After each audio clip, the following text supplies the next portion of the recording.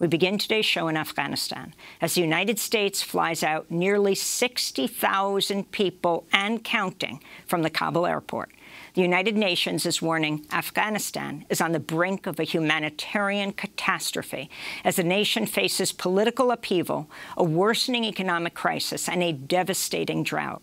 The World Health Organization says about 1/2 of Afghanistan's population, including nearly 10 million children, already need humanitarian assistance, and the numbers are expected to soar. More than half of all children under the age of 5 are malnourished. The UN estimates nearly 400,000 Afghans have been forced from their homes so far this year. This is on top of the nearly 3 million Afghans who were already internally displaced at the end of 2020.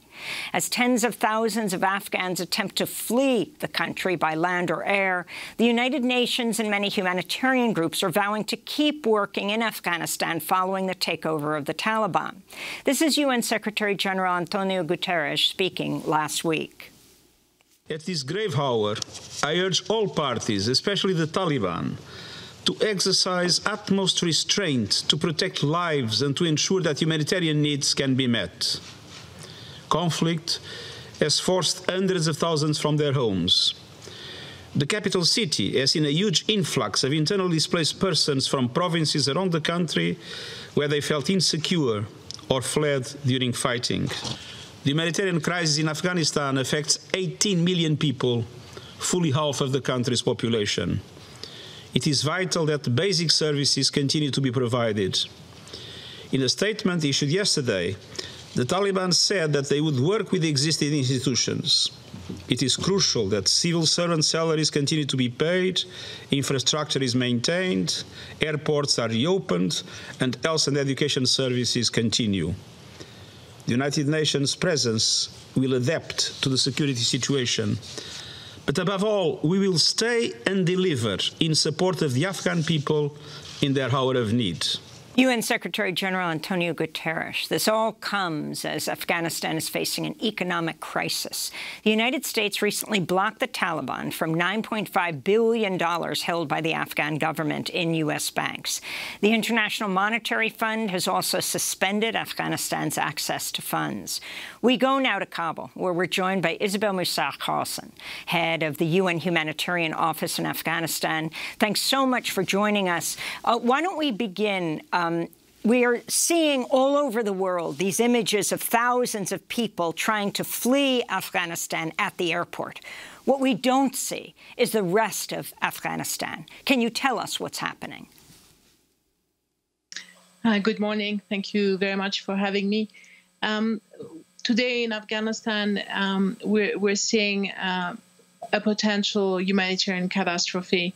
Since the beginning of the year, we are facing a number of aggravating factors for the Afghan population. Half of the population is in need of humanitarian aid. We see 500,000 people displaced just this year.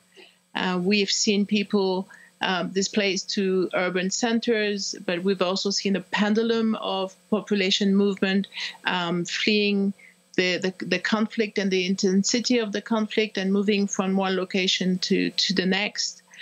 We also are very concerned by prices that are increasing. And obviously, the two other really important factors that have been impacting the Afghan people are a very severe drought, as well as an economic impact of COVID-19. So can you respond to the United States blocking the Taliban from $9.5 billion that were held by the Afghan government in Afghanistan, as we said in the lead? The IMF also suspending Afghanistan's access to funds. Earlier today, the WHO, the World Health Organization, saying it's been unable to fly 500 tons of medical supplies into Afghanistan due to restraints at the Kabul airport. Can you respond to all of this, the withholding of the funds? So as humanitarians, we have funding for continued operation. It will be essential in the coming days and weeks that there is an important scale up and fast tracking of the humanitarian funding to allow the aid agency to continue saving lives and to deliver the very much needed essential services to the affected population. In our commitment to stay and deliver, it is really important that we have the ability and the funding to do so. Today in Afghanistan, we have over 150 partners delivering aid. And since the beginning of the year, 8 million people have received aid. So we need to scale up. We consider that 16 million people will be requiring aid this year in Afghanistan. And obviously with the increase of fighting that we have seen, with the drought, with the winter coming very soon, we need to be able to continue ensuring that we're alongside the Afghan people and that they have access to all essential services. I wanted to play a clip of Mary Ellen McGroarty, the UN's World Food Programme's country director from Afghanistan, warning of the horrendous consequences if international funding is halted. There's an awful humanitarian crisis unfolding. I mean, a decision now to halt funding of any level to Afghanistan will have absolutely horrendous consequences. I mean, it's 14 million people suffering hunger, over 2 million children suffering from malnutrition, incredible shelter needs, incredible health needs. If you see the trauma over the last couple of months because of the conflict, you know, the needs are enormous. And you know, the last really, and to scale back on funding now will only add to the instability that's, I mean, and the desperation. You saw the desperation at the airport the other evening of people trying to leave. Multiply that across the country. If we cannot get life-saving assistance out to the people, it will not help Afghanistan at this time. So I would urge the international community to rethink if they are considering reducing the funding. Now is the time to act in Afghanistan. Now is the time the Afghan people need the international community to stand beside them. So that is your colleague in Afghanistan. You also sign everything with a hashtag that says stay and deliver.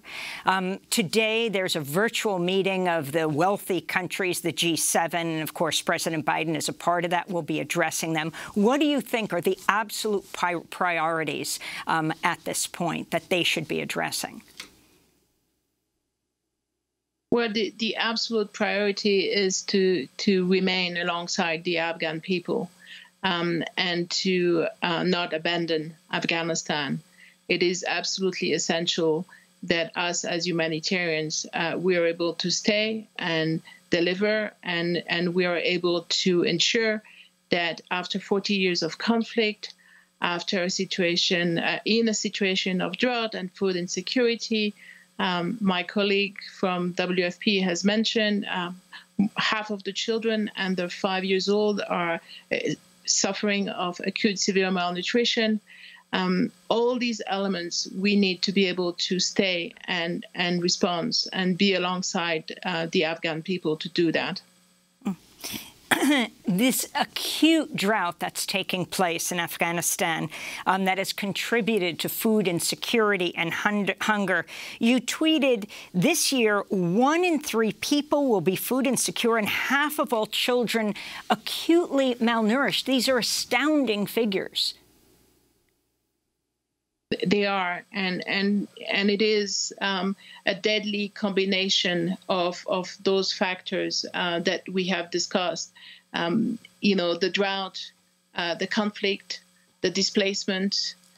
When we talk to the people in those displacement sites and we ask them what are their priorities, what are their needs, we see that, you know, as a priority they have shelter. They have access to clean water, they have access to health care, and obviously access to food. And we, I've been in different locations. Just a few weeks ago, we were able to travel And I was in Kandahar Hospital discussing with the heads of pediatrics about the situation and what he was seeing in terms of the children being admitted in his unit. And he was telling me then that in the first 6 months of the year of 2021, he has seen the number of children admitted in the severely acute malnourished unit double compared to last year. So it's very concrete for the people who are looking after these children.